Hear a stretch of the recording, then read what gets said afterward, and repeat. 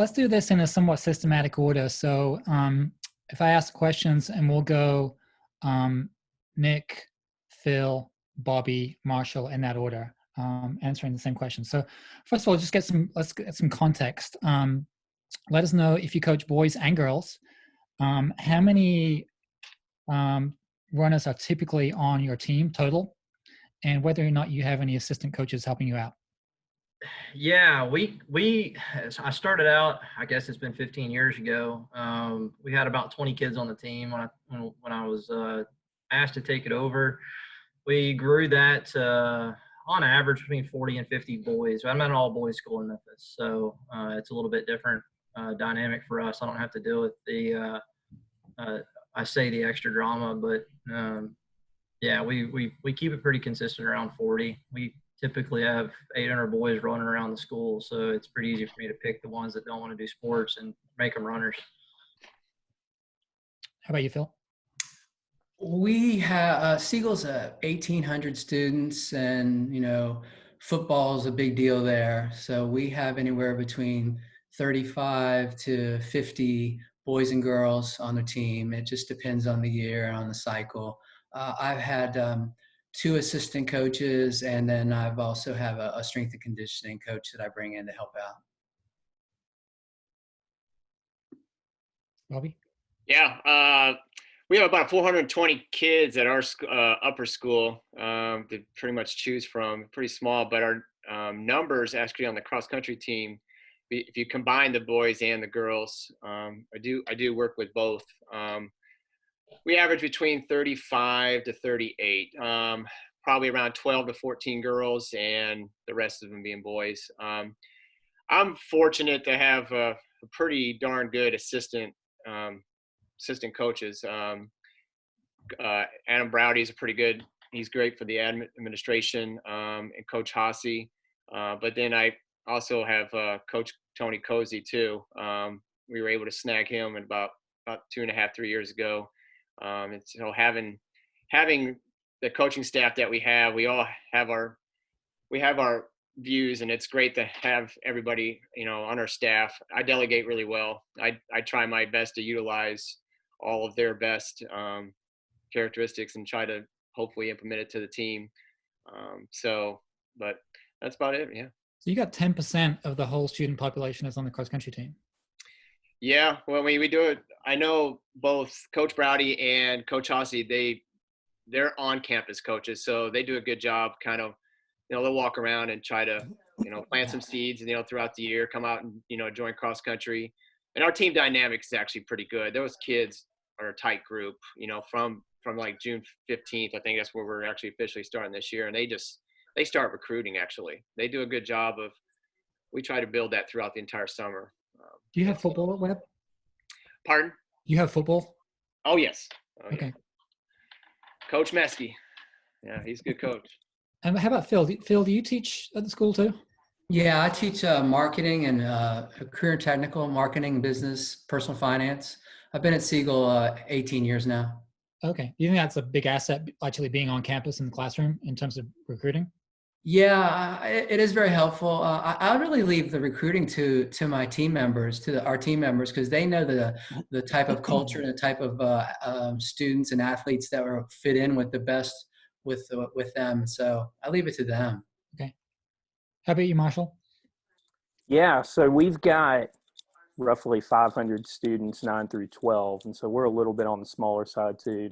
Maybe not too unlike Webb, but we typically carry 30 guys plus or minus a few, and then typically carry a few more girls. Usually it's 35 to 40 gals, and so that's a pretty good number considering, I guess, the size of our school. And so I only coach the boys until this past year, and then last fall I coached the girls also. And one thing I did tell our AD, hey, if you're going to ask me to do this and take on all of this, I'm really going to need some good help. And so I was blessed to have 4 assistants.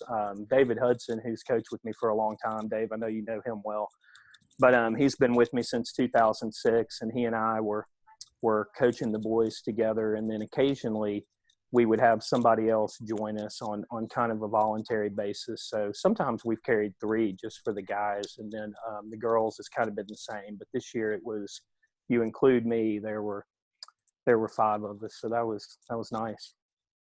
Right. And then what about so we'll have pretty similar numbers of runners on your team. Do you guys make cuts at all, or do you have a time trial at the beginning to sort of weed things out, or is it anybody who's committed enough can run, no matter how slow they are? We don't.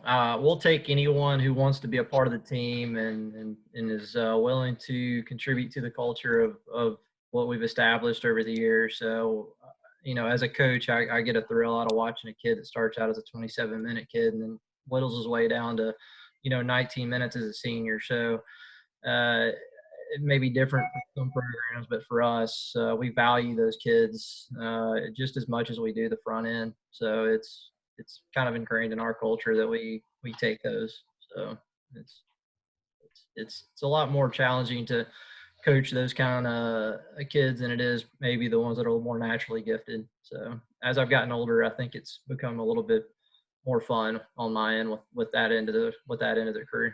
So.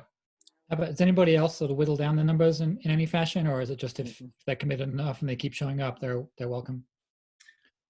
Well, with juniors and seniors, I ask them to attend a certain amount of workouts during the summer just to make sure that they are committed to being a part of the team. I don't want somebody that's just going to come in and take up space, especially at that age. It doesn't depend on what their level is, just as long as they're willing to make that commitment and they want to work as hard as everybody else. How do you handle that if somebody is, say, a soccer player as well, or somebody that has another sport which might conflict? Well, if they're going to be a varsity athlete, they have to be all in. I mean, that you don't win state championships and have people splitting time. At least that's the way I feel about it. I've had some younger freshmen and sophomore that would play club soccer in the fall and then do cross country. Right. And then when it comes time for them to decide whether they want to be on the varsity team, they usually can figure that out based on how good they are compared to the others, whether they have a chance. My AD is all about trying to promote, don't try to do one sport. And of course, at our school, only having 420 kids, we pretty much got to take any bodies possible. And so we don't do cuts. I think if I was at a bigger school, like an 1800 or something like that, I could definitely see our numbers being higher, and we probably need to. But we try to bring on everybody. We have to work with soccer, especially on the girls' side, because now this last couple of years, we've had our numbers on the girls up to about 15 at one point, but then I saw my last year and the year before was almost down to like 9 and 10. So this past year, we lost a lot of seniors from the previous year. And so we had like 2 girls that were literally coming into the season. One was a shot putter, never really run cross country, and ended up being our number 5 girl. And our number 7 girl, she was 30 plus minutes the year before, and she got down to like 23 high, 24 low. So those are the types of situation that it's like, it's kind of fortunate that we don't do a cut because it gave those kids opportunity being at a smaller school. But I can see, man, I see Farragut, I see Hardin Valley, and those schools are just, 2,000, and I can see probably where that you would probably need to just to keep the team integrity intact. Yeah. How about you, Marshall? Yeah, I would say it's similar at BA as far as we don't cut. And as long as the kids will, just like the other coaches were saying, as long as they'll come out and be willing to buy in and put some time in and just have a good spirit about all that, we're going to let anybody come on the team. We have not had too many kids over the years that have tried to play soccer and run. And I think that's kind of been a blessing for us in a lot of respects. But But the few times we've taken that on, it tended to have not worked out very well, to be honest. And it just tends to be so much. And not that I'm going to not take those kids. I mean, I would never say no to a kid that wanted to come out, as long as they can come out and be there for our practice time and give what we're asking them to give. I mean, I'm great with all of that, but I just think that gets hard to balance, playing club soccer in the fall and trying to run. And there was one occasion where a couple of boys were able to make that work. They actually were twin brothers, but other than that has not really worked out very well in our program. And, that might be partly my fault. Maybe I've been running them too much. I don't know. But yeah, I think that it's a delicate dance that you've got to do, especially if you don't have huge numbers. I mean, I remember even when I coached at Brentwood High School, we had, pretty sizable roster, probably 35 kids or 30 kids on each side. But there were times where if I didn't include a couple of soccer players, we probably wouldn't have made it to state in cross country. We basically had my JV boys cross country team was mostly soccer players. So I had to sort of take a different approach with them where, we actually incorporated some soccer into team practices, just to sort of keep them engaged and keep it fun for them. Because I knew some of those kids were 17-minute kids with very little training if they could just stay healthy.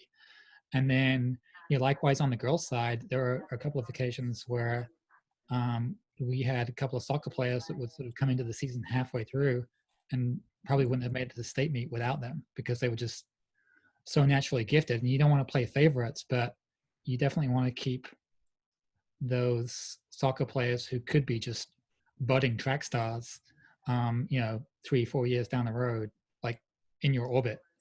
But yeah, it's a delicate dance you have to play. You have to be in cahoots with the soccer coach and not be seen to be playing favorites. And yeah, it's tough. But I'm all for like allowing kids to, certainly for grades 9 and 10, figure out which sport they really want to gravitate towards before specializing. Maybe like Phil said, junior, senior year. But there's dozens of examples I can think of where, international level track stars were just failed or injured soccer players, especially 800 meters and mile. Completely agree with the part where you're talking about grades 9 and 10. That's where I give a lot of leniency, starting these kids off. A lot of them have never run before. Now, since Memphis Youth Athletics has come around, we get a lot more kids involved earlier that come in as runners.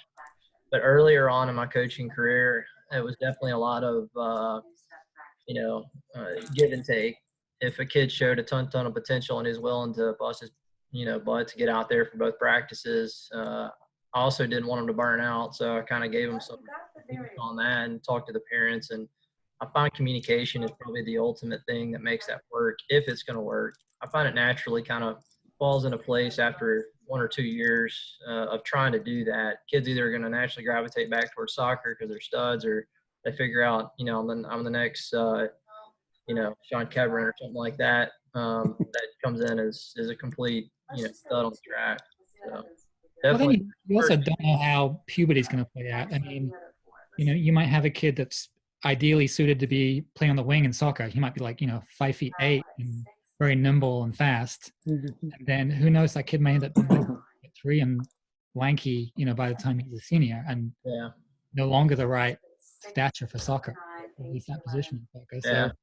So it's good to keep their options open as they negotiate puberty. At least. If you asked Anthony Chulin, he would have been a basketball star. You brought up Sean Kevrin. If I could add, there is one thing I do, whether they're sophomores, juniors, they do have a 2-mile time that is based on year to year, of which they are asked to be able to run faster than they could do the year before. And that's like an incentive to make sure they're working to try to get better. And I really take a look at that and give that as an incentive to them. So, if they aren't able to do that, then that sends a message. Maybe they're not in it for the right reason. And we might have a consideration and talk about that. So we still got to do 25. Okay. How do you handle that? I mean, is that just a minimum that they have to hit, or do they have to be improved? Stands out at me is, Especially on the girls' side, freshman or sophomore, then hit puberty and regress for a year? Right. Well, again, I'll take that into consideration. It's all based on their ability. It isn't based on anybody else's ability. So look at that from that standpoint. I was like, okay. And then girls, of course, with their changes, typically you have to make adjustments, but especially for the guys. That's because the two parentheses are being. Somebody needs to mute there. Somebody's got The something. two parentheses being multiplied here. My wife's teaching downstairs, it's not me. Oh, okay. I'm not going to tell her to be quiet. Then you can do that. That's your job. I'll tell her. So we talked about assistant coaches. Do you guys have team captains? If so, what kind of responsibilities do you delegate to those team captains, and how are they selected? For us, and this has become a little trickier over the last 5 years, and I don't know if I've just become the granddad of, I used to run uphill both ways to school, but I find the natural leadership ability for most kids has kind of decreased over the last few years. So it's interesting. I've kind of changed some things. We actually have class captains, so we watch the kids interact with each other, and the coaches will chat about it, and we'll kind of naturally put them in position to be leaders. Whereas used to, we just had straight up, a captain or a co-captain, and there were always junior or seniors. But we had years where all of a sudden this junior class had been sitting behind a stud class for a long time, and it was their time to lead, and they didn't know how to do it. So we changed things up a bit. We kind of watch each class and then put certain kids in position to be leaders of that class. And that way, by the time they're junior seniors, they become more of a team captain of sorts. We used to do team voting. We don't really do that anymore. And it seems to be a pretty natural process. They kind of pick themselves. So the coaches don't get too involved in it. We just try to put them in positions to, flex their natural leadership abilities, I guess you'll say. And I'd say the last 4 or 5 years, it's been a pretty good recipe. Actually, real 6 years seems to be, have done a pretty good job about it. Phil? We used to elect captains, and it became more of like a popularity contest, and it would go to their heads, and it just created a lot of animosity and friction within the team. And so the last couple of years, I've just basically said, okay, my senior group, I'm going to give you guys a chance to be the leaders, and I'll just delegate different responsibilities and see who's going to step up there and take different opportunities. And we just kind of go from there. Or maybe I'll say, okay, we want to give the opportunities to these juniors and let you see how you do with it, and give them a chance to take ownership, rather than just saying, oh, well, Dave, you're going to be the captain, or Marshall, you're going to be the captain, and what have you. Yeah, we're the same way. We're senior.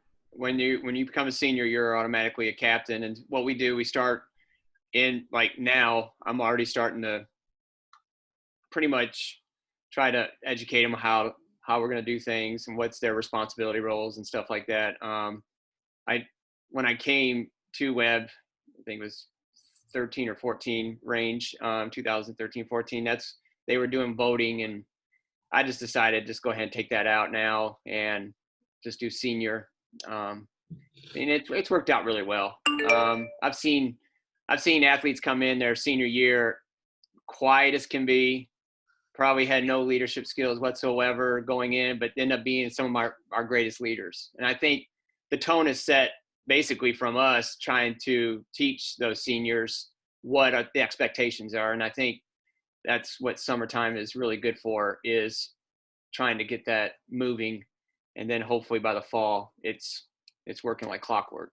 I mean, I'm not going to say it's perfect. There's times there's just been some hiccups, but but overall it seemed to be working pretty well. Okay, so pretty good. I love seeing the little arrows there. Yeah, so it'd be a little bit like Phil and Bobby were saying. Used to be that we would just vote at the start of the year, maybe at our camp in August, on our captains, and there were a couple of years where that was just a total clown show.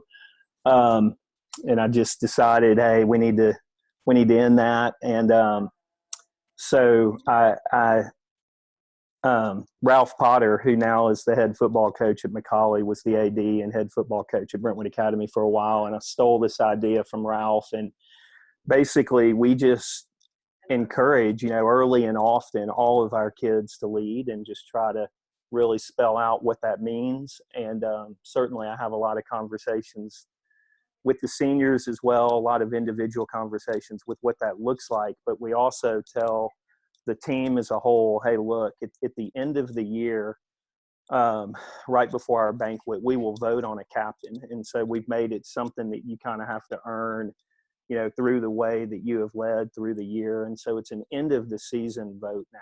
And It's kind of an after the fact, like almost like an award rather than a responsibility. Exactly. And I was about to add, we have a team banquet, and we give a few different awards at that banquet, but we've tried to make a big deal about the captain, and we've tried to make that, hey, kind of, the award, and there's a plaque with all the names of the captains since we've done this. I guess maybe this was our 12th year now, maybe doing it this way. And that seems to have worked really well. And I'll really appreciate Ralph sharing that idea with me. And I think it's been good.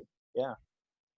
And some years, I'll add real quick, some years, and the other thing I like about that, and I kind of alluded to this, you're encouraging everyone with the thought that, hey, you can lead, and at the end of the year, you can be the captain. And in most years that's been a senior, but there have been some underclassmen some years that have ended up captain. And so I like that aspect of it too, that it's not just kind of being bequeathed to a senior just because they've been there for a little while. Yeah, I like that idea too. I mean, when I was at Brentwood High School, certainly the people that was sort of like the cement that kept the JV group together were some of the slower runners that were just I guess they were some of the most popular kids. But like I said, they were the one that had the most leadership skills, that showed up every day. And one girl was like a 28-minute runner, but she was like the one that everybody looked up to.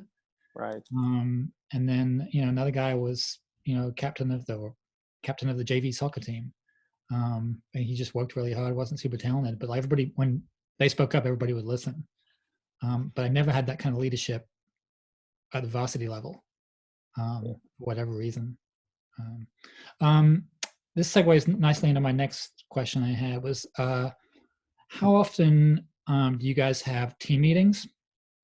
Are they like a regular occurrence before a meet? Or do you have them just periodically regardless of when you're racing? And where do these meetings take place? We see each other often. So, I mean, we have little meetings all the time, but with regards to, sitting down for, 30, 45 minutes to dish out major things. We go to a summer camp, we do our own thing. We obviously use that time to meet often and discuss, what the expectations are, things of that nature. Make sure everybody's on board. And then as the season goes on, we'll meet, as one big group, probably once every 2 weeks. And then I meet with our individual classes, I'd say once a week. So I like to do smaller groups with that, but it's also nice to have the big, huge interaction at least once every 2 weeks, just because that's kind of where we are on a cycle-wise training. So we kind of rehash how people felt. How's the training going? What are you guys thinking? We'd like to really involve them in their training. I mean, especially as they become junior seniors, they have a huge influence on the direction and the trajectory that they're heading in, which has been something we've done over the last 5 years, and the kids seem to like it. So, I mean, maybe that's a lot of meeting. I don't know. The kids seem to enjoy it. And then the kids, as the season progresses, will call meetings as they see fit, and we give them that power to do that. And that typically comes from juniors and seniors. If they feel they need to chat with the group and the coaches don't need to be there, we as coaches make sure it's safe. Things are being discussed properly, but we want them to have that leadership ability and that ownership of the team. So, and that's kind of how we've done it over the last at least 5 years. What about before the season begins? I mean, you mentioned camp, but would you guys typically have like an organizational meeting or a meeting in which you sort of set down ground rules and expectations? And yeah, I have the benefit of having been there for a long time, so the reputation of the program has probably been, pretty set by then. So they understand the summertime is it's time to work. They know the season's made in the summer. So yeah, we'll sit down and we'll lay out ground rules. I typically allow the upperclassmen to address the newer ones. I'll do it first, but we like to have that platform for our older guys to take the ownership and the reins of the team. So at camp, we'll definitely we typically don't bring brand new freshmen into camp. That's something that's kind of reserved for sophomore, junior, seniors. For one, it takes me a while to understand the background of the new eighth graders that are now freshmen coming in. But when we come back from camp, we'll have a mini kind of local camp, and that's when we'll allow, the upperclassmen to address the new kids, and then I'll kind of wrap things up. And I find that if you raise the expectations, these kids meet them every time. So they see the lofty change in, eighth grade to now high school. Phil? Yeah, well, we would have had a parent meeting this coming up Monday with all our parents returning, and then all our incoming middle schoolers who have expressed interest, and we've gone over our summer plans. We'll do some kind of Zoom meeting next week to just kind of give an idea about what might be happening, since there's so much we don't know. We would have a meeting right before school ended where I would meet with all our returning athletes to go over summer plans. And then we've gone to a camp at Raleigh Geiger's camp, NC State camp in Asheville, All-American XC camp. We've gone there for the last 8 or 9 years. And that's an optional camp that if they want to go to, they're allowed to. Once we start school, we have a Monday meeting every Monday, and that's the day that we do our long runs. And Sunday, I'll send out their weekly information, which I'll have a word where we'll discuss a word, what's important, how it relates to the team.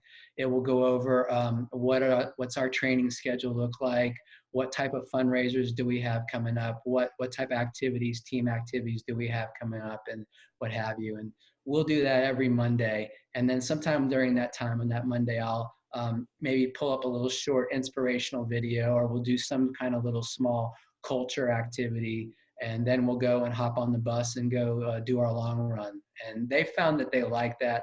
And that way they see it, it's visually in front of them. We discuss it rather than me relying on them to open up their email or open up their Remind and look at it, which they don't do a very good job of. No joke. Really? That is true about the email, man. I don't know how many times I want to strangle kids at practice. Like, did you not read the email? But I have a great assistant coach, Coach Hossie, who does a great job pretty much starting now all the way until November, weekly emails going out. And it pretty much lays the groundwork. Usually what I'll do on Wednesday or Thursday prior to the next week, it's basically I'll send out what my thoughts are, what the training's going to be to all my coaches first. And then basically we all agree upon everything, because a lot of times I'll get feedback from them and what direction we need to go, and then we execute it. And we try to on Monday or Tuesday. Monday's usually like when we meet in the early mornings. We go at 6 a.m. I know it sounds kind of crazy, but during the early fall, but we'll have a quick meeting right before our workout, and then right around Wednesday or Thursdays when I always separate the team. The boys have to do dynamic flexibility on one end of the track, and the girls go on the other end, because I feel like you have to talk to them differently. I feel like you address women and you address the men totally different. I can go into the men and just do the whole hoorah and be just rough and feel like we're coming out of the T of the tunnel at a UT Neyland Stadium or something like that. And then the girls, I kind of more softer tone, kind of ease my way into the conversation, kind of get a lot of feedback from them.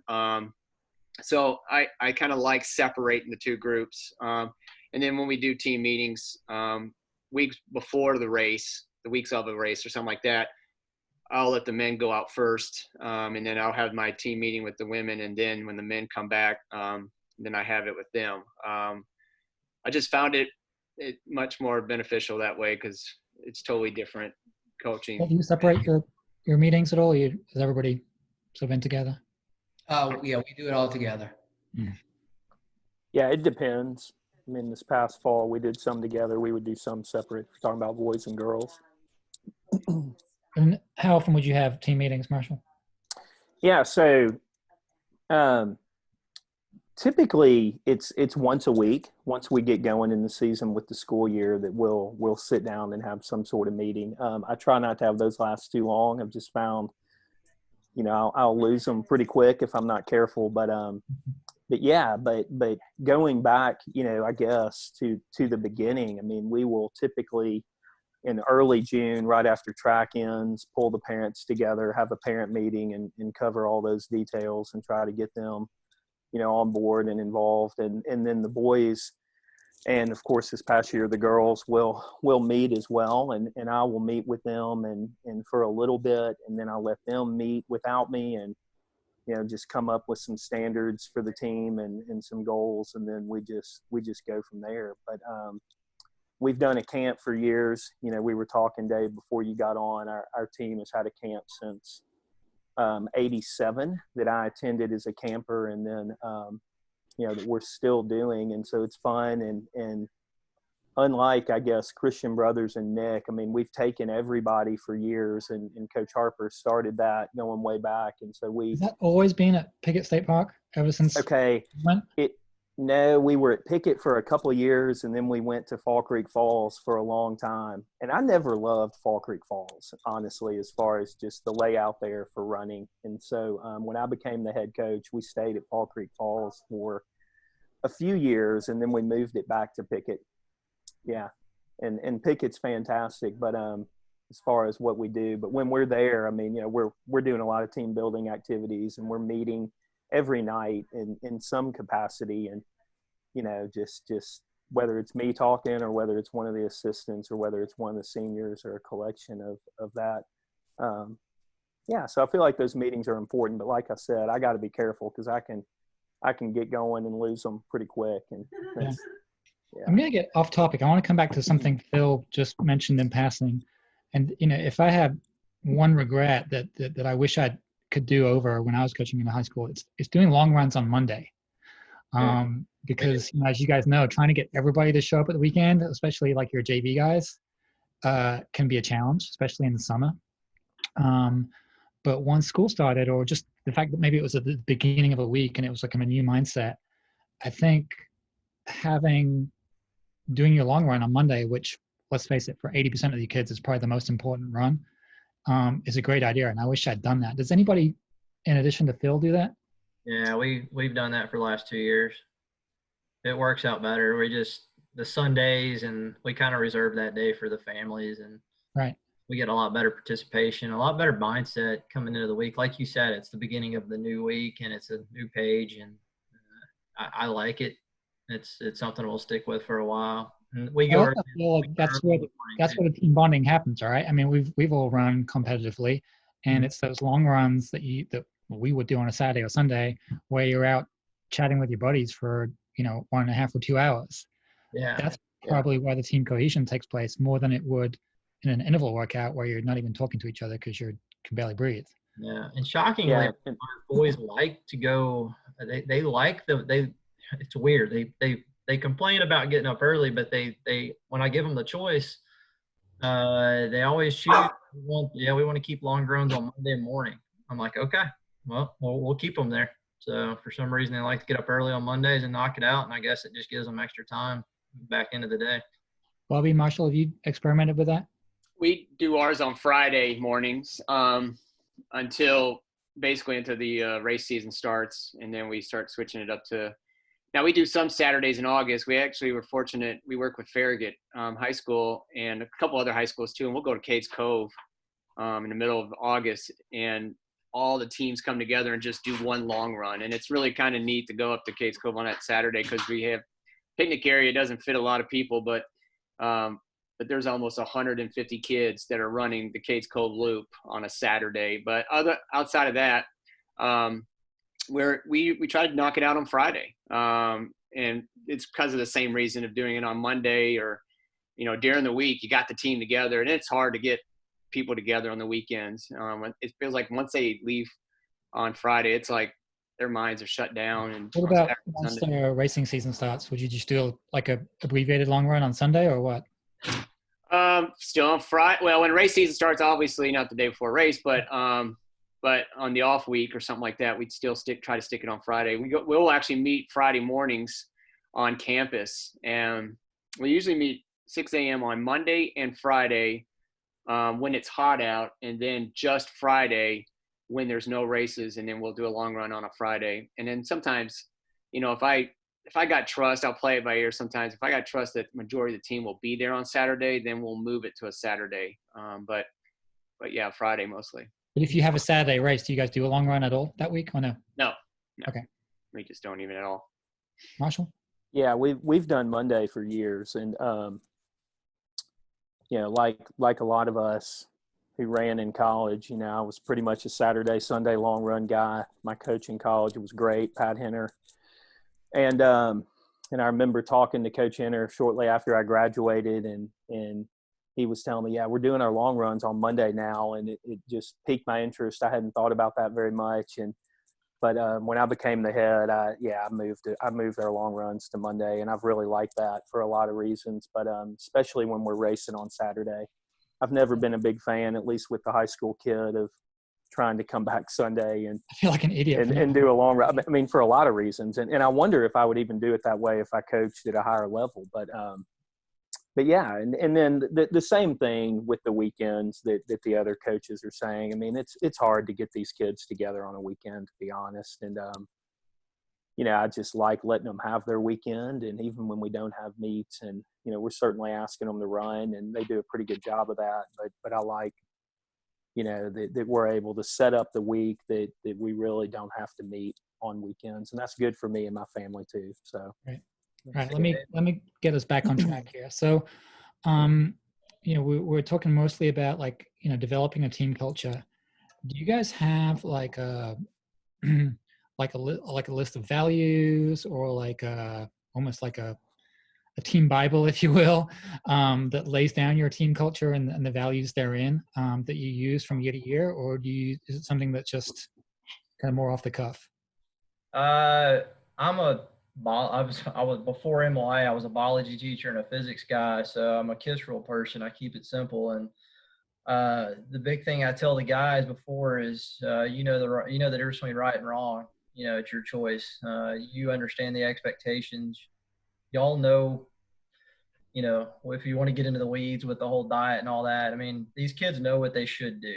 I find that the upperclassmen help to hold each other accountable, and that's something that's kind of passed down from each class. The freshmen come in and seem to have a really good idea of what the expectations of the program are. Earlier on, I had this whole contract, everybody signed it, and trying to hold everybody to the letter of the law. And as I got older, it was easier for me to understand who was doing right, who was doing wrong. And if a kid was doing wrong and he continued to do it after the team asked him to correct it, then, that person chose to leave the team. So it seems to kind of take care of itself with our group. I don't have a lot of, they're all rebellious, they're teenagers, but with regards to, sitting down and having them see that every day, it's more of an action than it is a visual, I guess, in terms of, a document. So we don't have a Hey, Phil, I want you to answer this question last for reasons that I'll get to in a minute. So let's skip ahead to Bobby on this one. One of the biggest things I say right off the bat from the first day of June when we meet is be better today than you were yesterday. And that's kind of the common theme that I try to preach throughout the entire year. There are going to be days these kids have bad days, and, I try to keep them always moving forward. A lot of these kids, half the team might be OCD and just they can dwell on a bad day, and then some have that easy of just moving on and moving on to the next practice. But so I try to preach that a lot, especially when, you're getting into like late August, early September, and that mileage is piled up from all summer, and it's hot, and you got you got like mile repeats or something like that, and it's 85 degrees outside, and I'm just trying to focus on, energy output, making sure you're executing, and just stay focused in the moment, those type things, safety, always be mindful of each other, help each other out when one is down. We try to always come together and try to uplift the one that's down and try to bounce off the back of the one that's up that day. So. Yeah. So, for a long time, I guess our mantra has just kind of been do your best. And it's something we just talk about daily. I know that's simple, but it does, it is just something that the kids, I feel like, can take and understand. And we're a spiritually based school. So if I were to add to that, I would say do your best to glorify God. And we talk about that pretty much daily. But in addition to that, when I was talking about our team meeting that we have at the start of the year, I do ask the guys and girls just to come up with a list of standards, as I call them, and just things that they think our team, of course, needs to aspire toward. And we will, put that into a list, and then I'll put that out there where they can have it. And I'm not so naive to think that it's not based on a little bit anyway, what they think I want. But I try to let it be their list, and then they can take ownership of that and really try to grab hold of that. But I'm looking at the list here that this past year was just things like glorify God, do your best, commitment, communication, timeliness, integrity, sacrifice, and trust. Yeah. And so some years it's been fewer than that. It hasn't typically been more than that. But I know those are things we're all talking about in various ways, and we're all cultivating in various ways, but kind of letting them, without me in the room, come up with that list, I think has been pretty good for the team. Yeah. Now, Phil, so you're at a much bigger school. It's a public school where the other three coaches are a private school, and it's probably fair to say that you've got a much more diverse cross section of the population among your students. So, do you feel like the culture is something you have to sort of like be a little more obvious about articulating? Or do they just get it? I think the culture is something that I really had to do a much better job of growing into. I didn't feel like I did a really good job in my first 5 or 6, 7 years. And then just due some circumstances in my life, I learned how to show empathy and to learn how to share things with myself that I think really helped develop our culture. Because when they see that you are that you can have setbacks and that you are willing to share those things with them, that goes a long way to getting them to buy into what you're selling. I've used guidelines. I've done what Marshall's done and had them write down words and stuff. I stole something from Pete Carroll. Protect the team. No whining, no complaining, no excuses. Be early. Pete Carroll, the Princeton coach? Pete Carroll of the Seattle Seahawks. Oh, okay. Yeah. Always protect the team. No whining, no complaining, no excuses. Be early. And those are pretty much, and other than that, I really don't have to go over a lot of guidelines. I do have stuff on paper, but I don't spend a lot of time on it because I'm really lucky to have really good student athletes who make the right choices. Okay. One thing that just as an observer now, when I go to the state meet, I see quite often entire teams warming up and cooling down together that have a huge range in ability. Now I get that that warming up together is a sort of time to team bond, but if you have one runner that can run 15 minutes at the steeplechase and your number 7 guys 18:30 or 19-minute runner, how do you guys handle that? Does everybody do their warm up and cool down together regardless? I'm talking for cross country specifically here. We will. There, like I alluded to earlier, freshmen and sophomores, we give them a little bit more of a rigid program to kind of follow until they understand what really works with them. At meets, just because we start and finish, everything really, my job at a meet is to get them on. I tell them this all the time. My job is to get you to the meet on time. Your job is to get to the starting line and be ready for the race. So even if they do warm up together, it's really up to them. I don't really micromanage them the day of the meet. They understand at that point what they need to do. And the younger kids will make mistakes. And sometimes I'll watch them, hey, man, you may not want to do that. And they may go eat a full-blown, breakfast beforehand and do it anyways, or they may run 3 miles. I try not to let them make huge mistakes, but giving them a leash to learn what works for them as their warm-up is, it's part of our, I hate to say it's Saban-ish, but it's part of our process. But by the time they're juniors and seniors, they may come up and ask me a few things the day of the meet, but I'm a spectator at that point. I may let them know a couple things during the race. But freshman, sophomore, like I said, it's a little more rigid, a little more, hey, let's do this. Start to figure out what works for you. By the time you're junior, seniors, you know what works, throw this out, add this, do whatever it is you need to do because you're all different. Cooling down, they typically do that as a group because they like to go off and probably complain about their coach.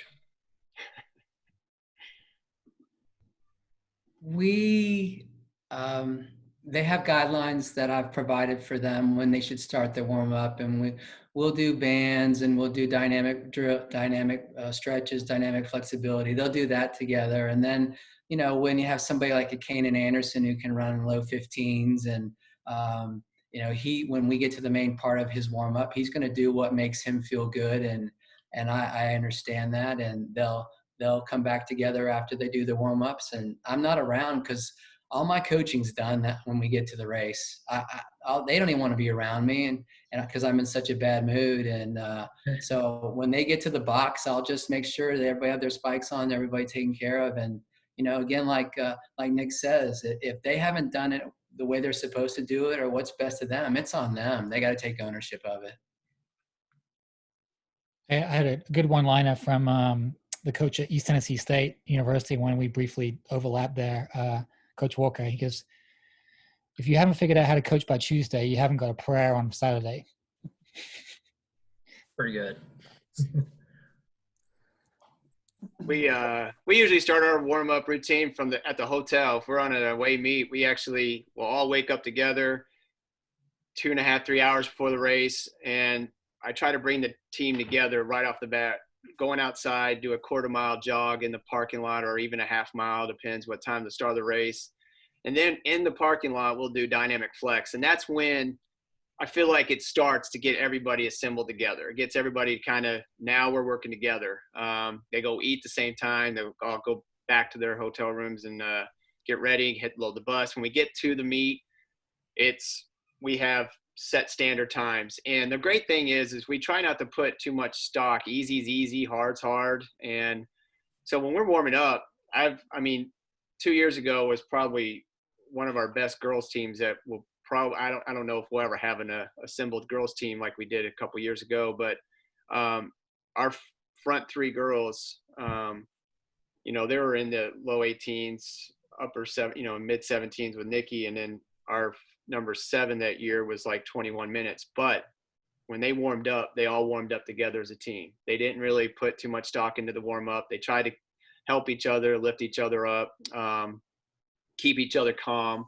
They'd be painting and doing all this stuff. And I always found the looser the team is, the more they're joking, the more they're just hanging out, the better they always did. When we had gone to a race and both either the male or female's team is too uptight, and they're going in different direction. Mine has been in different direction that felt like they just always ran like crap. So we try to keep it loose, keep them together, have them loose. And I'm like the other coaches, I pretty much back off. That's when the senior leaderships come into play, and they're doing a great job assembling the team, and they know the time slots. They have to be ready to go. And so that's pretty much how we kind of execute on race day, at least.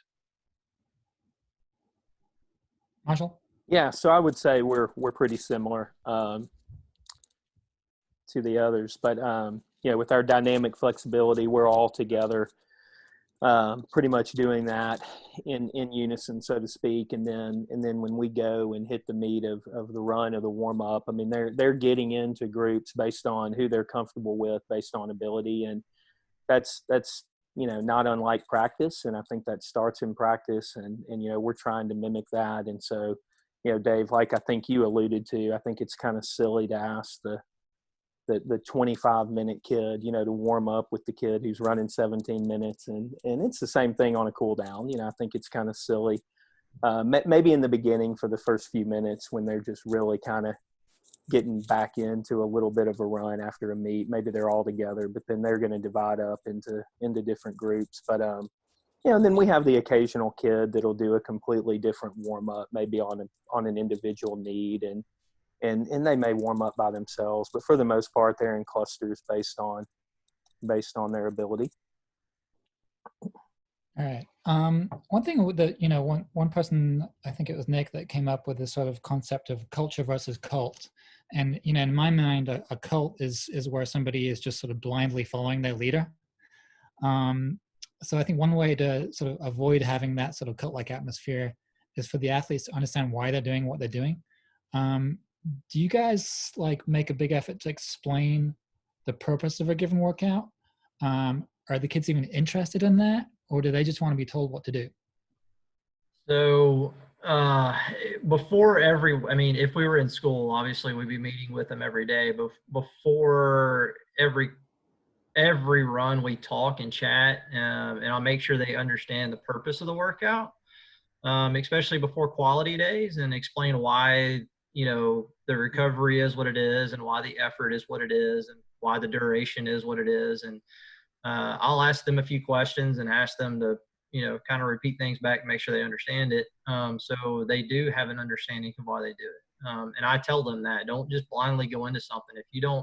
If you question the workout, I don't take that as an offense, as long as you're doing it respectfully, and your mom hasn't told you to question me because she didn't believe in it, because that happens too sometimes. But so that's kind of our routine. The guys, by the time they become junior seniors, they get to pick. I lay out the guidelines for the week. By the time they're junior seniors, they're naturally growing their volume. They've got a good idea of how to grow their long run. I give them some guidance there, and they actually get to choose one workout a week that they want to do, because they know it makes them feel good. By then they understand what our program's about. And then obviously the coaches come together, and we have, typically on Saturdays, that's coach's day. That's our workout. They understand on Wednesdays, that's kind of their feel good day is what we call it. Keep it within the buoys. Freshmen, sophomores don't really get to do that. They're just not there yet. And junior seniors that aren't comfortable with it, that's okay too. But they submit those workouts to us. We look at them, we ask them questions, they answer it. And if all the answers line up to, what we want to hear, and it's got good reasoning behind it, and we let them fly. But we really like them to have ownership of their training, especially as they get older. I try to do a really good job of explaining the whys. Sometimes I don't do as well as I should have, and especially when you're speaking your own unique language with your training vernacular.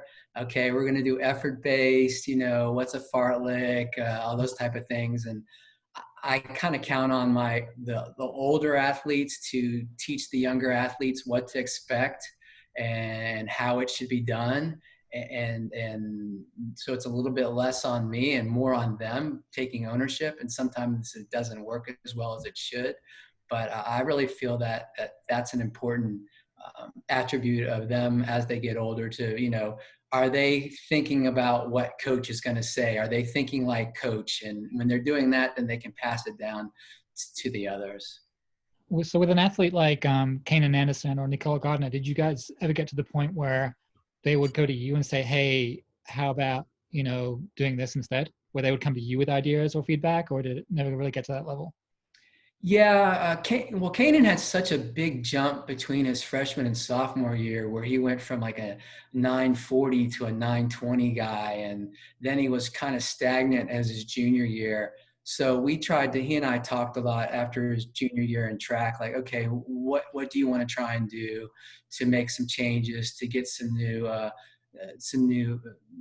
new things in your training and what have you. And, so I changed up more with him than I ever have before. I actually squeezed the lemon with Kanan more than I ever have with any other athlete, because he was such a unique athlete and he was so talented, and I really hadn't had anybody that talented before. Bobby? So basically, my mindset ever since day one is to educate both the parents and the kids. I send on either Sunday or Friday or Sunday, whichever day the email will go out. It depends on Coach Hossie. I'll send out an Excel sheet of all the groups, and I try to have day-to-day what they're going to do, range-wise, mileage, or timed. Sometimes we'll do 30-minute runs, or sometimes we'll do 4 to 6 miles, whatever we decide to put. But at the end of it, my box is explaining the entire week, explaining what phase we are in, what the purpose of the workout is. And this goes to both the parents and the athletes. So that way, when they come to practice, we can just execute practice. One of the big things I try to say, I want to be in and out of practice. And I'm sure it's like this at every school. Academic demands is crazy. And so I try to get them in and out of practice within an hour and 40 minutes. And so I try to have it all laid out already in an email.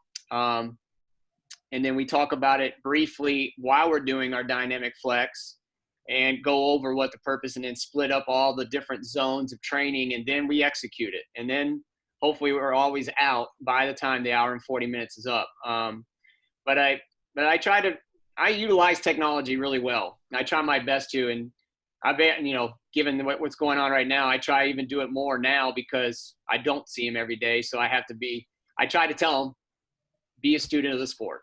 And with the athletes that become a student of the sport seem like they progress a lot better. They seem to understand much more, and they seem to kind of buy in better. Marshall? Yeah, so it's funny. We just have such a spectrum, and I'm sure all of you do, of those that want to know more of the why. I mean, I think of like a Caden Durow and a Matthew Porter, and those kids really like to hear more before the workout. Hey, why are we doing what we do? And then you've got other kids, and maybe they're really driven kids and nice runners at that, but they just want to go run. And so I have to be a little bit careful, like I already said, about not saying too much, but I do try to involve them, especially as they get older, more in the process of what we're doing. And I think one key to all this and is that we're going to listen to these kids, and it doesn't mean that we're always going to do exactly what they're asking us to do. But at the end of the day, hopefully the kids I'm coaching understand, hey, when you get to be a junior, senior, you've been at this for a few years and you have an understanding now. And, I'm certainly going to listen to you and any thoughts and ideas you have, and we'll collectively make a decision, that's in your best interest. But yeah, so I do think I try to communicate that as best I can. I guess I'm doing less now at practice, of, hey, here's why we're doing what we're doing, because I feel like I start just talking to myself in some respects. But how about when you were, when Andrew Bumbelow was a student, did you guys ever Yeah. get to the point where, like, Andrew Okay, was so workouts? Or so Andrew, Andrew's pretty unique. I mean, Andrew is driven as Andrew was and is, and is competitive, and as much as he wanted to do well, and Andrew cared deeply, and he wanted the team to do well, and all those things. And Andrew couldn't tell you anything about the sport hardly, as far as, hey, who are the better runners across the country, and who's doing what, and Andrew was just pretty unique in that way. Andrew just wanted me or Coach Harper to tell him, hey, here's what we think you need to do. He was very trusting of that, and just tell me what to do and I'll go do it, and I'll do it the best I can. And so he was not one that ever cared at a younger age. I think he cares now, and I think he's learned to care more and more, and I would try to encourage him with that. And he certainly learned some things as he went through Brentwood Academy. And, but most of our conversations, that I would have with Andrew were about, hey, buddy, you got to take better care of yourself. It's some of those things that we're trying to get all high school kids to do.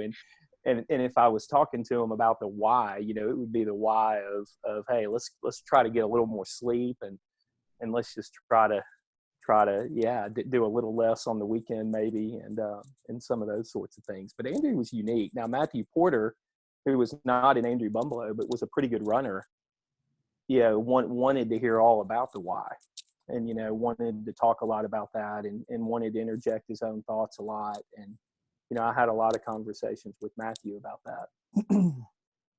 And I'm going to get back into communication. So do you guys, well, first of all, how do you record your runners, or do the runners record their own data on runs? Is that something that you monitor, say on Strava or Garmin Connect, or I'm talking more about just easy runs when you're not there, perhaps to watch the whole thing. And then do you use any apps for mass communication like Slack or sort of group texting apps? Yeah. So, pros and cons of the things you've used. So as these technologies have evolved, we've definitely taken more advantage of them. We use Final Surge to upload workouts. We actually use a lot of the options that they offer in Final Surge. A, because it's not cheap, and B, because it really helps the guys. It helps me. With regards to, so we'll deliver their workouts through that. They use the message boards on it. They track, they put their daily notes in it, and they all log really well. Relative to 22-minute 5K boy who uses Final Surge and uses that training log feature, and wow, it's impressive. I guess, I don't know. I just tell them to do it and they do it. So I'm Captain Redbeard. They're scared of me. But with regards to what they do on a daily basis, they all have Garmin's. I tell them to not use it as a leash. Turn it on, collect the data, download the data, and let's take a look at it afterwards. But if you're having a good day, have a good day. If you don't feel good, turn the watch over and let's just get what we need to get in. Within reason. So we use it more on recovery days. Hey guys, just make sure you're not going out there and racing on recovery days. When it's come to workout, time, that's more of collect the data, download it into Final Surge, and let's take a look at it. Don't let it be a distraction, because if you're looking at your watch during a workout, you're not focused on anything that you're doing. You're not certainly focused on your effort. You're making sure you're hitting a specific split. And we're a group that does everything on time-based, not necessarily distance-based. We'll do a distance-based workout once every 2 weeks to kind of dial things in, but otherwise it's time intervals, probably because of the numbers mainly, but I think it allows kids to relax mentally more than anything. So those are the two things we use mainly. The Garmin Connect connects to Final Surge and they'll collect it, but I'm a Craig Ingles kind of guy. If you got a Timex, you're okay. Phil, what do you use? We use Final Surge also, and they're asked to upload or to use their app on their phone to take that 2 minutes to put in how long they ran that day, and we have a calendar. So we have a training calendar right now, and they can go look on their training calendar, and they know that, all right, today was say for instance an easy day, 30 to 50 minutes depending on your ability. You're going to do 8 by 20 second on, 40 second off pickups, moderate, to prepare for the next day. And then I can always go back, and when they log it, it goes into my email and I can get it. And I try and make it a point, if they're going to take the time to log it and send it out to me, then I'm going to make the time to make a little response back and tell them thank you and good job, and communicate with them and just to show that I appreciate what they're doing. And it's also good because they can go back and they can really look at how much I've done. Like I was looking at one of the young ladies on my team since the beginning of May. She's been averaging 30 to 35 beginning of March, 30 to 35 miles every week. And that was a big jump for her, and she's been able to do that and maintain that. And I'm really proud of that. So I can see that, and she can see it and be proud of herself. I'm kind of old school right now. I've been going with Excel spreadsheets and send them out, and they upload to Strava. I do have Final Surge. I have a subscription to it and everything, and I utilize it for other athletes. But I've been with the high schoolers. I've been just kind of just trying to stay with the Excel sheet and just break it up into groups. But we have a Strava page that's a team page only. That's kind of locked down for them only. And so I think you asked about text messaging too. Was that one of the questions? Do we utilize an app like Slack or something like that? We use Remind 101. I think that's a typical education. I think we've actually used that ever since day one I've been there. But the kids seem to talk to each other and utilize the message boards and Strava pretty well. And the great thing about Strava too is that they'll end up stocking up on other high school athletes from other schools. Having Fair get down the road, and some of the Hardin Valley kids are on it, and every now and then like CAK or someone like that, they'll be on it. Not everybody, but it kind of gives them a little excitement to see others, what they're doing, and kind of encourages them. Well, I see so and so's doing this. I need to step my game up from time to time and get in there and add those mileage. But I find I'm utilizing technology pretty heavily now, and they seem to be buying in pretty well with it. And obviously moving forward, I'll probably actually utilize Final Surge just a tad more if all of this continues on. I do like the features of Final Surge pretty well. Marshall, you're old school, right? In some ways, maybe. Yeah, we use Final Surge, and I really like it. This is not a paid segment for financial. I was going to say, I was thinking about that. That's funny. They want to pay it. But so I'm putting the workouts up there for them to see, and they as far as them logging their runs through Final Surge, I mean, it kind of depends on the time of year. Over the summer, I like them to do that. Certainly right now I'm asking them to do that. But when I'm with them pretty much every day, I don't require that. And if I'm seeing what they're doing and hopefully talking to them afterward, I just kind of let them decide whether they want to do that. Occasionally there are some that overthink it so much. I'm almost asking them, hey, don't put anything in there. Hey, you need to stop. You just need to get away from this and go home and relax rather than analyzing your workout. But yeah, so that's what we do. And then we use GroupMe. Y'all may be familiar with that as far as a group kind of text chat app. And that's fun for the guys and a good way for me to easily communicate with them too. And then we have some alumni that have their own GroupMe chat that's fun too. So yeah. All right. I'm going to sort of get towards wrapping this thing up. So I want to touch on, how the coronavirus has impacted your season or lack thereof, and how many athletes you have that are still training hard, and how you guys are sort of keeping them motivated, and if they're doing any time trials. Who knows if they're going to be any meet, even a meet director like myself, I don't know if I'm going to have any meets this year, like actual real meets. So approximately how many athletes do you have that are still training hard, hoping to run New Balance Nationals or whatever lies ahead? So based on, one thing we've begun to do, and it took about 2 weeks after we finally completely lost hope there was going to be a state championships, and it was delivered down. There was a couple weeks where it was like, really, what are we doing here? So we gave them targets. We set up some time trials. Seniors kind of had their, do you want to do this?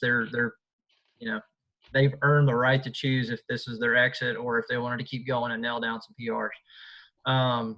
One thing that we began to do about a week and a half ago is as soon as they were done with so they go from 9:30 to 1:30 every day. They meet with their teachers on Microsoft Teams, probably similar to what Marshall's doing with his group. So at 1:30, we jump on a quick Zoom call because it makes them feel normal. So they jump in and we talk about practice. We talk about this. I let them vent together. I kind of shut up. But the guys talk and interact because it brings that community back, that team aspect back to a degree at least. And then they go out and do their workouts and they use Final Surge to do that. There's probably 25 guys still doing it. I've used this time to kind of experiment and allow them to grow into themselves as a runner, if that makes sense. So they have a lot of control over their training right now. There was a 2-week cycle where I said, design your own 2-week cycle, see if they really knew what they were doing. And they surprised me. I do have an assistant coach finally, and I'll let him look over it. And he's like, I think we just need to get out of their way. And this past week, they did some 1,600-meter time trials, and there were some people that put down legitimate PRs. I said, well, apparently I've just been screwing them up and holding them back. But the reality is they just don't have the pressure. They're motivated to get better, which is a great sign. And our seniors that are going to run in college, there's 2 of them. They're still rolling along, communicated their college coaches, and they're doing their thing. But, Strava has been a kind of a help with that. They got their own, they created their own page. I didn't do it for them. But I find that that's a true result of the cult versus culture. I think the Colts, if you cut the coach off and the kids aren't doing anything, that's kind of a cult, which has been a great feedback for our group. They're still training and they have minimal contact with their coach. They understand what we expect of them. I think it bodes well for the fall. That's the big thing with them. Like, guys, let's just get ready for the fall. If you want to nail down some PRs, we got about a week and a half, then we're shutting it down for, a bit and then crank things back up. So, that's kind of been the COVID response for us is, you're accountable now. Ask me questions. I'm available. I've got the time. Trust me. When we found out that the track season was going to be canceled, I stole an idea from a friend of mine, coaches in North Carolina, and we did a couple little 2-day track meets for a little bit of fun. Where on Tuesday they ran a mile, so they were doing a time trial. Then they did a long jump, and then they did 100. Then they did a 400, Nice. And then on Wednesday they did a 600. They did push-ups as many as they could do in a minute, and then they did 100 meters. So kind of had some fun, and I scored it. And actually Oakland and Blackman and Central jumped into that with us. And then this week I did the alternating events. So yesterday they did the 2-mile. I think they did a plank as long as they could do it for a minute. And then they did a 200. And then today they were going to do a 800. They were going to do a right, left, hop and jumps, something like that, and then a 60-meter dash. And then after today, we're cutting it off. We're done there's no training for 5 days. I talked with them today about it and in our meeting, and then we'll start back on to focus on cross on Tuesday or Wednesday next week. We got about 70% of our team still actively pretty much training. I try to keep everything normal, same structure, keeping the emails going every single week out, what's going to happen that week, what our expectations are for distance, middle distance. And we have like 1 or 2, like 400-meter range, and just try to keep them moving, keep them active. We've set our time trial. We're not allowed to be our athletic director and our president won't even allow us on campus. None of the sports, none of the students are even allowed on campus to honor all this, I guess, what they're trying to keep everybody safe. But so we just haven't done any time trials or no track meets, no nothing, but we've kept training. And I went from, being precise on a track, like 200s, 300s, or whatever type of workout we would have, to everything now has been transitioned to time-based and trying to give out what that effort I'm looking for, what kind of percentage of effort output you need to put in that day. Middle distance is a little bit harder because, they need more full recovery. But my whole point is to peak them, give them a shutdown point. I have some seniors that really want to hit a certain time before they exit, and we're going to actually do a time trial not this weekend, but the weekend after. And right now we're still trying to figure out if it's going to be a flat as a pancake bike path, or is it going to be just borrow somebody's track? We haven't figured that out yet. I have been able to get on at UT and been able to utilize West High School's track. And the students have gone to some of these other tracks to use.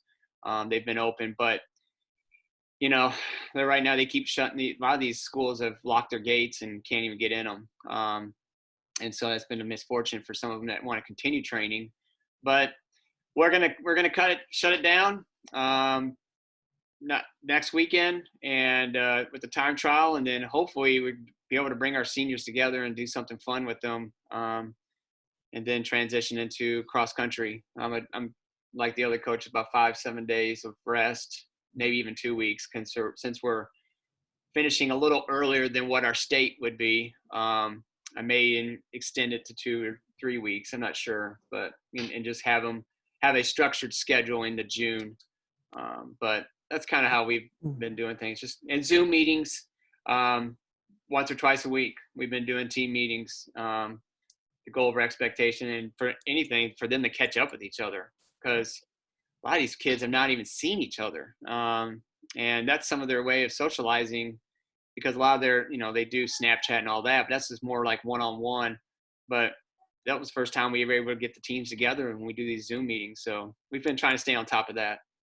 Marshall, you guys still training, or you guys shut Yeah, down? no. Most of our guys are. We have a guy or two that had an ache or pain, and so I told them just to go ahead and take a little time off. And but for the most part, yeah, we're still training, and we've run a time trial. We'll run another one this week, and we may do one more, and then we'll think about shutting it down for a little bit and getting going for cross. And yeah, we have a couple of seniors that are great guys that were really excited, of course, as y'all seniors were too, for a track season. And yeah, when we found out that we wouldn't have a state meet, it's hard for those guys. So those guys are not still training. They're not going to run in college. They probably both had that opportunity at some small schools. But, so I really felt for them. I know y'all felt for your seniors too and all that. It's just a tough thing. But, I was not going to try to talk those guys in to continue to run for a time trial or two. Maybe if we had a bona fide meet out there on the schedule, they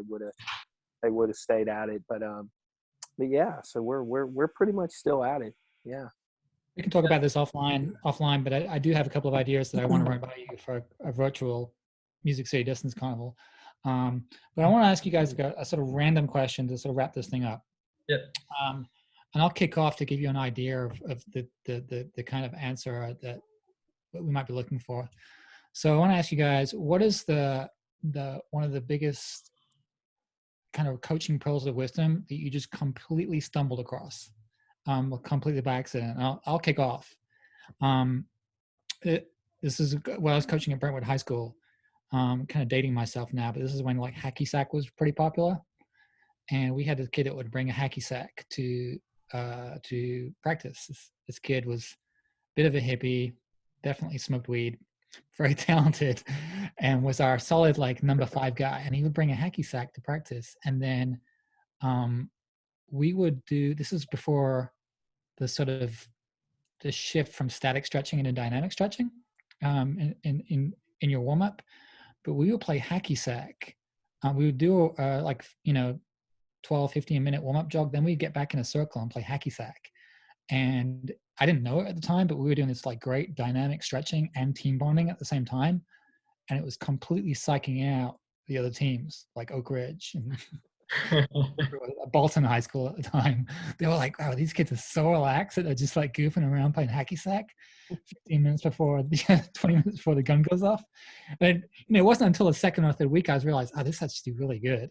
So if any of you guys like stumbled across anything just sort of random like that you'd be like, this actually works, I'm going to use this. Nick? Oh gosh. If you haven't, it's okay. Nothing completely random like as far as hacky sack, but something that we try to get the guys to do is just always accept the challenge. It's just don't if someone challenges you, just go after it. Don't be scared. You just never know. So no beautiful hacky sack stories over here, but just be fearless.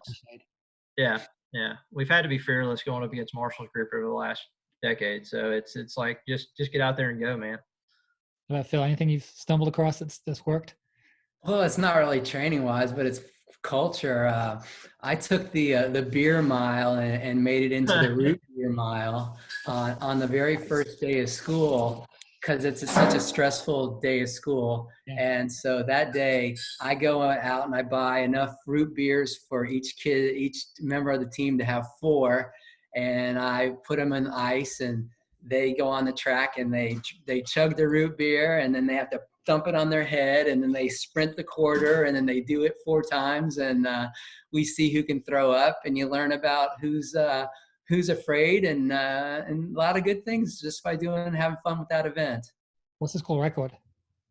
Kanan ran he ran like 440 something just fooling around. No way. Golly. He's got a future in Yeah. Bobby? I guess for us, 2 things.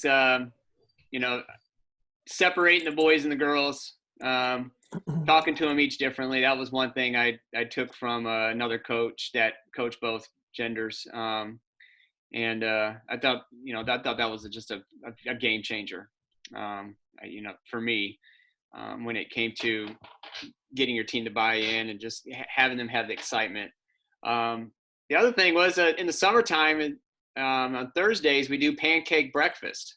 So a parent will actually host at their house, and we started doing it, I think, maybe my first or second year there. And we started, and that kind of helped bring the team together, was to do a pancake breakfast from whichever parent would want to host. And it kind of gave us a different place to train. It just kind of really just changed up things. Cause when you get on campus starting in, mid first or second week in August, and you're on campus all the way in November, you're running that same loop, that same out and back, that same, every single day. You're trying to look for anything to change up and give a little bit stimulation to the mind. And I always thought having those pancake runs from different places in town was just that really helped us a lot, I guess. So those are the 2 things that I thought took away that I thought was really helped the team. Something I did steal from Alan, and I'd always picked his brain, Etheridge, is when we used to go to organized team camps, and then he finally talked me into saying, go and doing our own thing. So when we started doing our own team camps, and we kind of go extravagant with it, I've got a really nice connection with a group out in Colorado, so we'll sneak out there every other year, and then we've gone to Asheville and things like that. But the parents are always amazed at, hey, how are you going to cook for all those boys? I'm like, I don't do anything for them. I get them out there. They cook breakfast, they cook lunch, they cook dinner, and they're like, what about their clothes? I was like, I tell them the number 1 rule is the house can't stink, and you got to clean your room up every morning.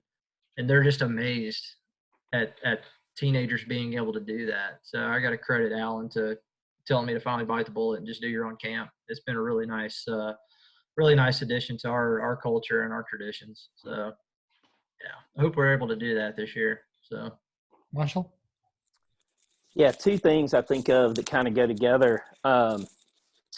We had a boy join our cross country team that I was thrilled wanted to run, that had been a football player.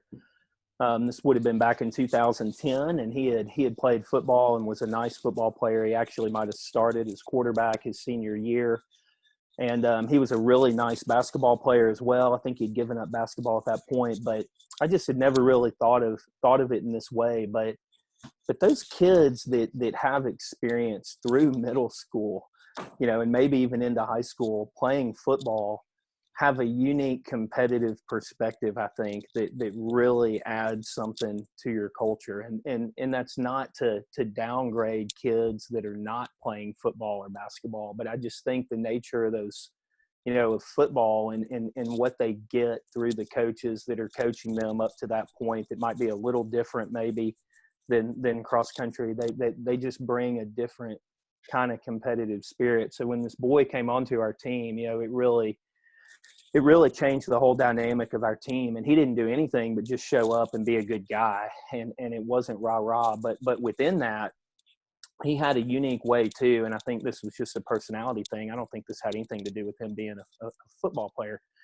But he had this unique way of kind of pulling the whole team together and was great at getting the JV guys and the varsity guys kind of to all just feel like they were one, and we were one team, which we really needed. And part of that was he and another guy on a run found this stick, and it was just some sort of unique stick. And he would take this stick and he would just started holding it up at the end of the practice and would ask all the team to come in and grab the stick. And it was interesting just seeing how something tangible like that they could hold on to was a neat way to kind of bring the team together. And I had that stick for years and I hadn't thought about it till just now. And I don't know what's happened to that, but tragically, really tragically, gosh, hardest thing maybe in my coaching career, that boy took his own life later that year, that December, and did not get to run for us, his senior year. But he was integral, kind of taking a group of guys that were young and really inexperienced and had no idea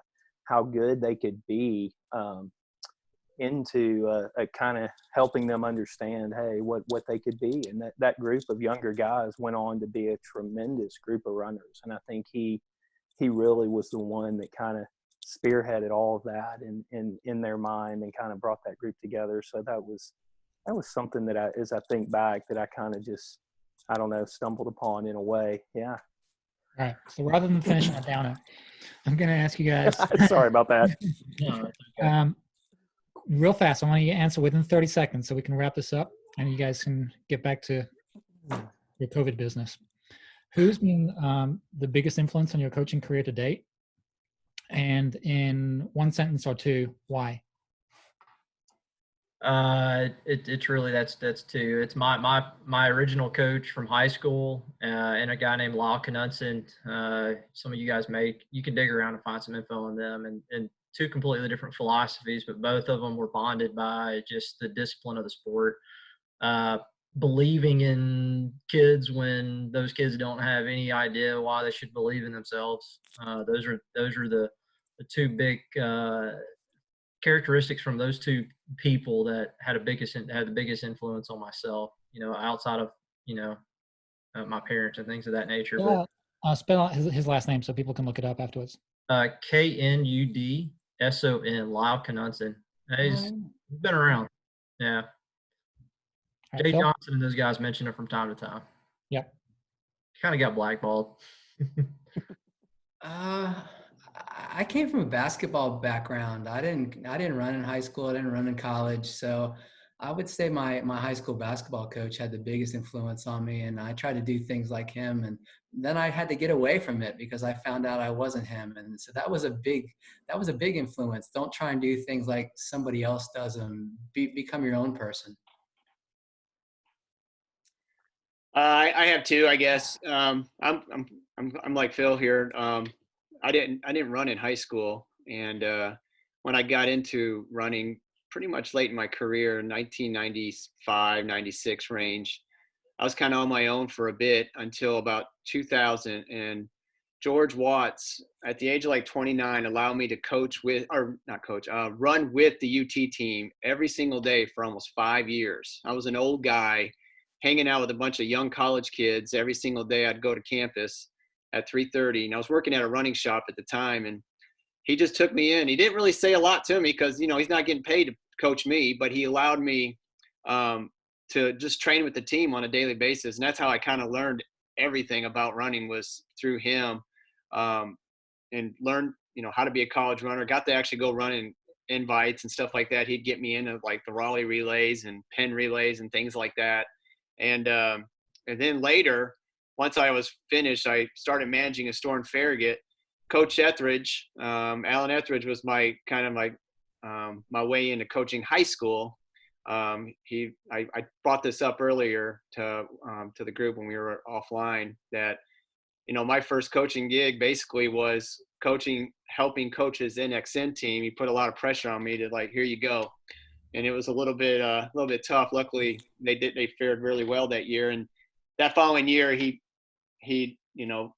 was kind of a reference to go to Farragut and places like that. So Coach Watts and Coach Etheridge both were a big influence in my life and in the sport.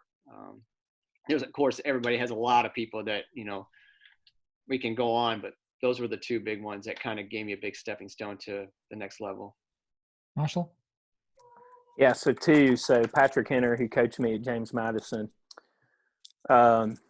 would be one, and he what I primarily took away from him was just a toughness and a competitiveness just and some nuts and bolts of really how to set up a training week and just go and really an entire maybe cycle of training. But so I appreciate that in him, and was really blessed to be able to get to know him and run for him. And then Charlie Harper, who coached at Brentwood Academy for a long time, still coaching actually track with us, which is great, who I ran for at BA and then coached with. And then Coach Harper was humble enough to, when I became the head cross country coach, to kind of be my assistant, as weird as that sounds. And but Coach Harper, it was just, and Coach Harper knows the sport like crazy, and certainly knows all of the things that you would hope a good coach would know in any number of events. But really the love, serve, and care piece that I learned from Coach Harper, that was, he would tell you that is more important than anything. And if you can, love, serve, and care for your kids and parents and community well, everything will take care of itself. So, yeah. I think that's a great note to wrap up on. So Nick, you want to close this out? And then can you guys just stay online for a few seconds after we stop recording? Yeah, man, no worries. No, yeah, I appreciate everybody's time, coaches. I know this is, it's hard for athletes, but I think it's hard for us too. It's my boys did a drive-by the other day, and I thought it was the greatest thing ever. My wife was in on it. It was a huge surprise to me, and yeah, I didn't realize how much I missed it until they came, strolling through my neighborhood in the cars. So I mean, it's our athletes are such a big, important part of our lives. It's truly a family, and I miss seeing you guys around the track. I'm really starting to get bummed out now that it's becoming May. It's reality's hitting me. But these are the times where I think that, we can start putting some knowledge out there, and just maybe the next budding coach is going to take something from it all and realize that, there's a lot of different ways to get to the same point. We're all doing a lot of similar things. And, I feel like it's a privilege to have you guys on here. Dave, I really appreciate your time. The knowledge of the sport, I'm by far at the back of the bus on this for sure. I'm still learning every day. When Coach Harper finally knew my name, I thought I'd really kind of graduated into coaching. So I hold him pretty high too. So hopefully I'll see you guys really soon. Dave, thanks again for moderating. And yeah, look forward to doing it again, maybe in a little bit more of a live format. All right. Take care. Thank you. Yeah, thanks, Nick. It was fun. Thanks, Dave.